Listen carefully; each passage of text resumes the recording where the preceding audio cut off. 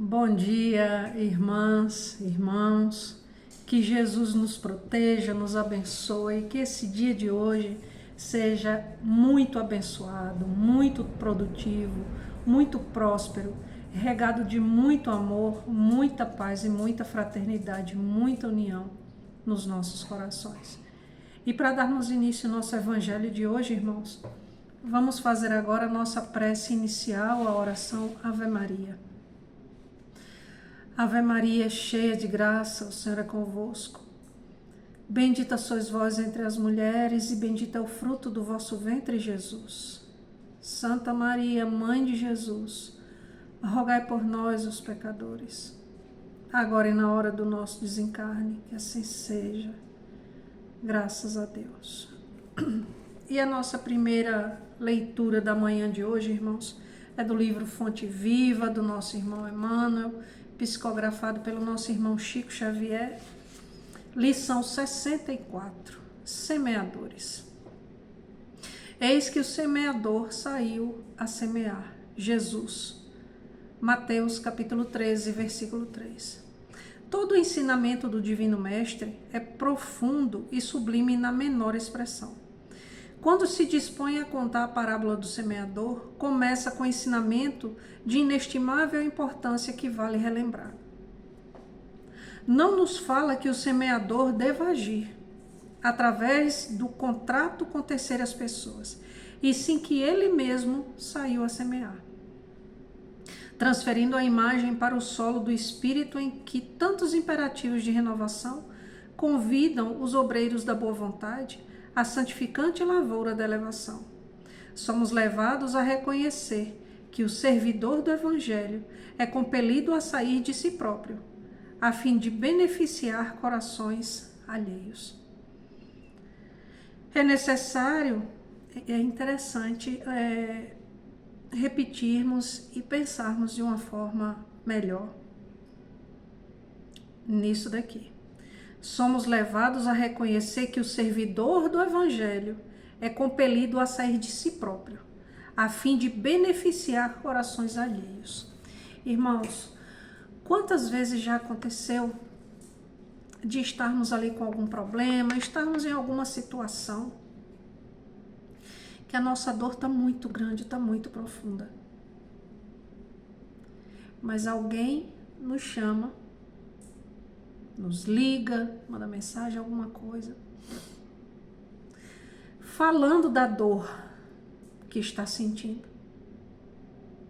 E quantas vezes colocamos a nossa dor no bolso e vamos lá socorrer aquele que nos pediu ajuda? Será que já pensamos, já paramos para pensar de quantas vezes já fizemos isso? Ou então, numa situação dessa, o nosso egoísmo predominou e negamos a ajuda a quem nos pediu, porque estávamos também muito doloridos? A gente não deve esquecer nunca que se nós temos uma dor, as outras pessoas têm também. E muitas vezes a nossa dor é minúscula, é muito pequenininha, perto da dor que aquela pessoa está sentindo. É necessário desintegrar o velho cárcere do ponto de vista para nos devotarmos ao serviço do próximo, aprendendo a ciência de nos retirarmos da escura cadeia do eu, e excursionaremos através do grande continente denominado interesse geral, e na infinita extensão dele encontraremos a terra das almas, sufocada de espinheiros, ralada de pobreza, revestida de pedras ou intoxicada de pântanos, oferecendo-nos a divina oportunidade de agir a benefício de todos. Foi nesse roteiro que o Divino Semeador pautou o ministério da luz, iniciando a celeste missão do auxílio entre humildes tratadores de animais e continuando-a através dos amigos de Nazaré e dos doutores de Jerusalém, dos fariseus palavrosos e dos pecadores simples, dos justos e dos injustos, ricos e pobres, doentes do corpo e da alma, velhos e jovens, mulheres e crianças.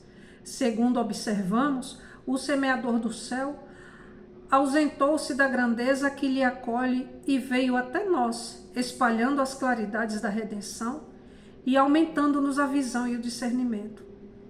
Humilhou-se para que nos exaltássemos e confundiu-se com a sombra, a fim de que a nossa luz pudesse brilhar, embora que fosse fácil fazer-se substituído por milhões de mensageiros, se desejasse.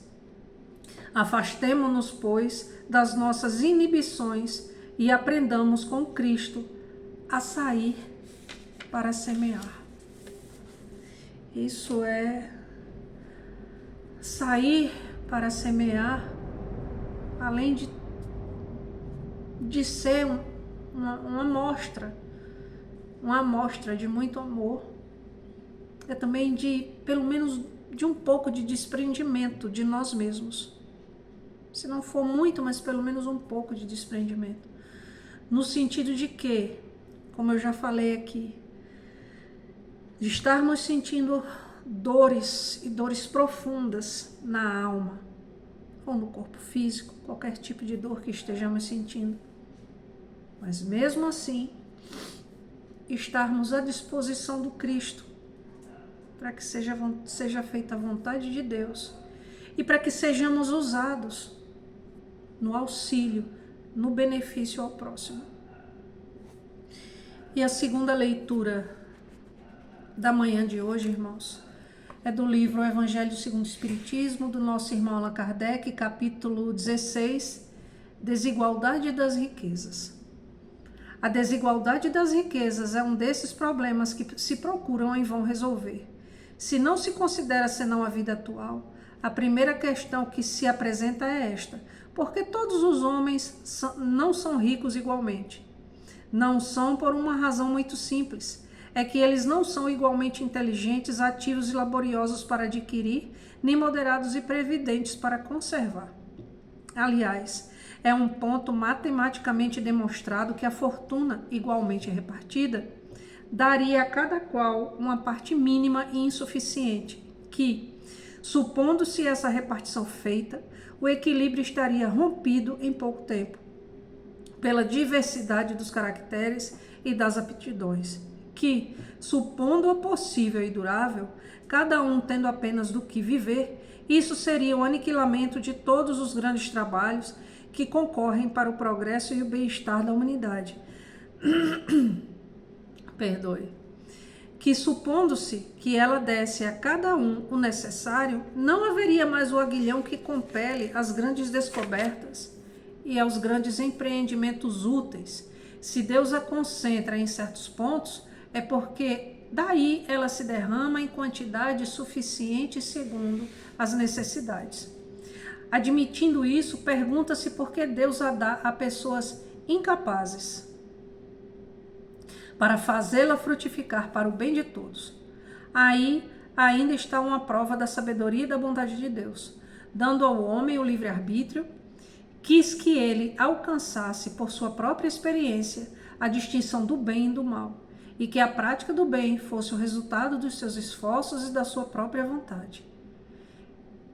Ele não deve ser conduzido fatalmente, nem ao bem nem ao mal, sem o que não seria senão um instrumento passivo e irresponsável, como os animais. A fortuna é um meio de prová-lo moralmente. Mas como, ao mesmo tempo, é um poderoso meio de ação para o progresso, Deus não quer que ela fique muito tempo improdutiva e, por isso, a desloca incessantemente. Cada um deve possuí-la para experimentar servir-se dela e provar o uso que dela sabe fazer. Mas como há a impossibilidade material de que todos a tenham ao mesmo tempo, que, aliás, se todo mundo a possuísse, ninguém trabalharia e o aprimoramento do globo com isso sofreria, cada um a possui a seu turno. Quem não a tem hoje, já teve ou terá numa outra existência. A quem a tem agora, e quem a tem agora, poderá não tê-la mais amanhã. Há ricos e pobres, porque Deus, sendo justo, Cada um deve trabalhar a seu turno.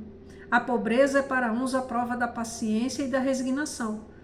A riqueza é para outros a prova da caridade e da abnegação. Ainda tem mais um parágrafo, mas vamos comentar aqui. Irmãos, se justifica a desigualdade, também se justifica pela reencarnação.